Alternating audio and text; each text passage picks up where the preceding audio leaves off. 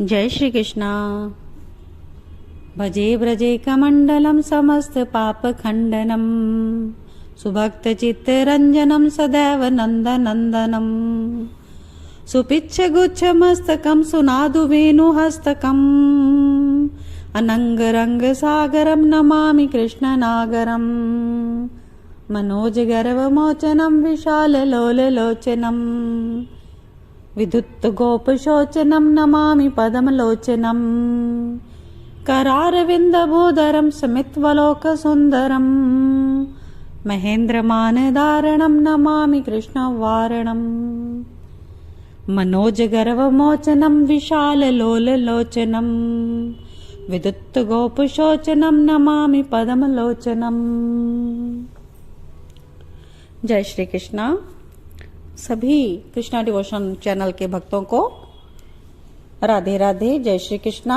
सभी के हृदय में विराजमान प्रभु प्रीतम को कोटि कोटि नमन। आइए आज का भाग 145 हम स्टार्ट करते हैं। आज के एपिसोड का शीर्षक है मनमत मनमत। रास पंचा अध्याय के अंडर है ये। तो मनमत किसका नाम है? कामदेव का एक नाम है मनमत। लेकिन जो हमारे श्री कृष्ण हैं उनका नाम है मनमत मनमत। जो मन को भी मत देता है उसका नाम होता है मनमत। पर जो मनमत के भी मन को मत दे वो हैं हमारे श्री कृष्ण। इसलिए आज का अध्याय मनमत मनमत। आइए श्रवण करते हैं। पिछले एपिसोड में हमने श्रवण किया कि कामदेव सब पर विजय पाना चाहता है, देवताओं असुरों सब पर, महादेव पर भी।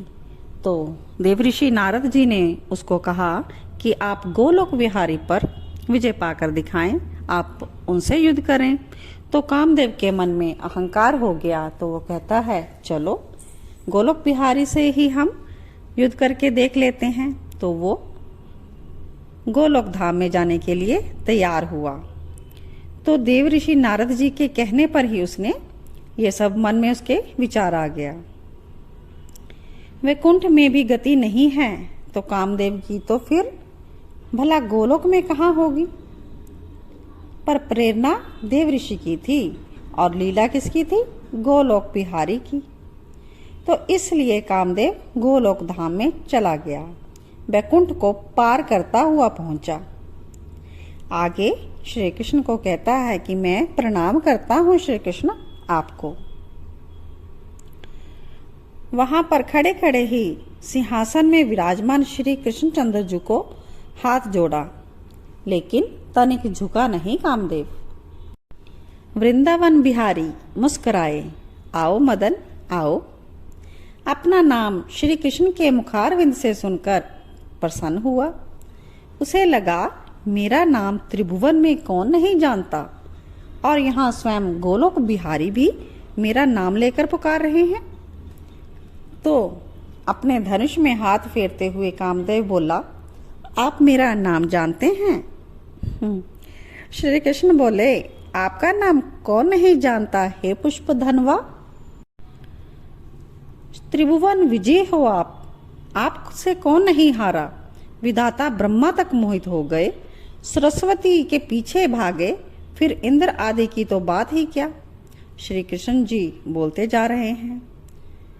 तो कामदेव ने कहा कि पुष्पों के बने बाणों को अपने हाथ में घुमाते हुए कि अब मैं आपसे युद्ध करने आया हूं। नंदनंदन हंसे मुझसे। कामदेव अहंकार से बलकर बोला, हाँ हाँ मैं आपसे ही युद्ध करने आया हूँ और मुझे देवऋषि नारद ने भेजा है। नंदनंदन हंसे कि तुम मुझसे क्या युद्ध कर सकोगे? कामदेव ने अपनी दृष्टि गोलोक में चारों ओर घुमाई, फिर मुस्कुराते हुए बोला, महादेव शंकर जैसे महातपस को मैंने पराजित कर दिया, फिर आप तो मेरे लिए। इतना ही बोला कामदेव। तो कृष्ण कहते हैं कि पर महादेव का अपमान क्यों कर रहे हो मदन? महादेव ने तो तुमको जलाकर भस्म कर दिया, तब से ही तो तुम अनंग कहलाते हो। तो इस बात पर सिर झुकाकर खड़ा रहा कामदेव। तो श्री कृष्ण ने बोला कि अच्छा छोड़ो इन बातों को, महादेव को तुम क्या हरा पाओगे, मुझसे क्या चाहते हो ये बताओ अब। तो कामदेव कहता है मैं आपसे युद्ध। नंदनंदन ने पूछा कैसा युद्ध? कैसा युद्ध, ये क्या प्रश्न हुआ गोलोक बिहारी? हाँ कामदेव, युद्ध दो प्रकार के होते हैं, एक युद्ध किले का युद्ध होता है और दूसरा मैदान का। श्याम सुंदर अपने सिंहासन पर उठ गए और कामदेव के समीप आ गए और बोले किले का युद्ध या मैदान का युद्ध। कामदेव को कुछ नहीं समझ आया तो बोला किले का युद्ध और मैदान का युद्ध ये क्या होता है? श्याम सुंदर ने कामदेव के कंधे में अपने हाथ रख दिए और बोले देखो मदन, किले का युद्ध सुरक्षित होता है। किला हमें सुरक्षा प्रदान करता है शत्रुओं से। किले से छुपकर हम वार करते हैं, पर मैदान का युद्ध मैदान का होता है, बिना सुरक्षा के, खुले में। वहां कोई सुरक्षा का घेरा नहीं है। बोलो किले का युद्ध या मैदान का? कामदेव चकित था। युद्ध के प्रकार भली भांति इन्हें पता है। कामदेव को सचिंत श्याम सुंदर ने जब देखा तो फिर बोले हे मनोज, किले का युद्ध है विवाह करके अपनी पत्नी के साथ रहते हुए तुम्हें यानी काम को जीतना।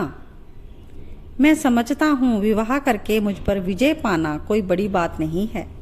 ऐसे तो मुझे भगवान श्री राघवेंद्र सरकार ने भी जीता था, पर पत्नी के साथ बैठकर काम वासना ना आए ये कोई बहुत बड़ी बात तो नहीं। कामदेव बोला किंतु मैदान का युद्ध? श्याम सुंदर ने फिर उसे भी समझाया। हजारों सुंदरियां साथ हों, वन उपवन एकांत हो, उसके बाद भी मन शांत बना रहे, विचलित ना हो, तब समझना तुम जीत गए। ओहो, ये मैदान का युद्ध? मुझे हे नंदन आपके साथ यही युद्ध करना है, मैदान का, जहां आप हजारों सुंदरियों के साथ एकांत में बैठे हों और आप अंदर से विचलित ना हों, शांत हों, तो आप मुझसे जीत गए।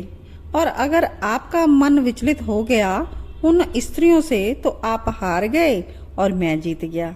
बोलिए श्याम सुंदर, कामदेव ने कहा।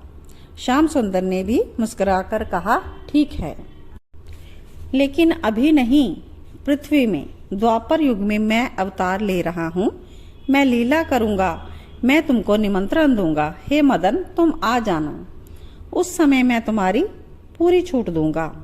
तुम अपने सारे बाणों का प्रयोग करना। मैं अपनी भार्या के साथ नहीं, अनंत सुंदरियों के साथ जो मेरी प्रेसी होंगी उनके साथ बैठा होऊंगा। और वृंदावन की भूमि होगी, यमुना का किनारा होगा, शरद की रात्रि होगी, पूर्णिमा का चंद्रमा नभ में खिला होगा। उस समय तुम आ जाना, देखते हैं कौन विजयी होता है। कामदेव गोलोक में हंसने ही जा रहा था, पर श्याम सुंदर ने रोक दिया कि ये सब मेरे गोलोक में नहीं, अब जाओ और तैयारी करो मुझसे युद्ध की।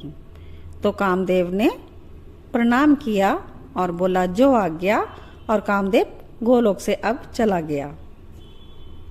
तो इस प्रकार रास पंच अध्याय जो है ये उसकी पृष्ठभूमिका थी। तो इसके आगे हम श्रवण करेंगे दिव्य रास लीला, काम को पराजित करने की लीला। काम वासना से पूरा जगत त्रस्त था।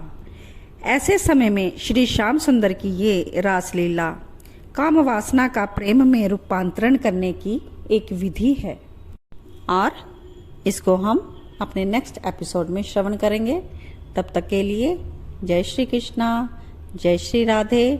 आप सभी मेरे चैनल को सब्सक्राइब और शेयर करते रहिए और नोटिफिकेशन का बटन ज़रूर प्रेस कर लीजिएगा ताकि आने वाले सभी एपिसोड आपको टाइमली मिल सकें।